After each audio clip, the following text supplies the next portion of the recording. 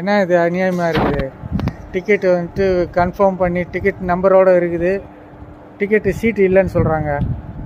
என்ன போட்டிருந்துச்சு அதில்? அதை பாரு, PQWL 13 14 போட்டிருக்குது.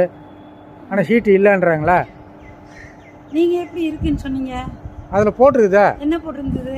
PQWL விண்டோ சைடு லோயர்னு போட்டிருக்குதா? PQWLனா விண்டோ லோயர் இல்லை, அது பூல்டு கோட்டா வெயிட் லிஸ்ட்னு அர்த்தம். வெயிட் லிஸ்ட்ல தான் இருக்குன்னு அர்த்தம். இப்போ உதாரணத்துக்கு தூத்துக்குடியிலேருந்து ஒரு வண்டி வருதுன்னா அதுக்கு நீங்கள் நடுவில் மதுரையிலேருந்து ஏறுறீங்க அப்படின்னா அது வந்து இங்கேருந்து ஏறுறவங்க யாராவது அதே ட்ராவல் பண்ணுறவங்க வந்து கேன்சல் பண்ணுற வரைக்கும் அது வெயிட் லிஸ்ட்டு தான்.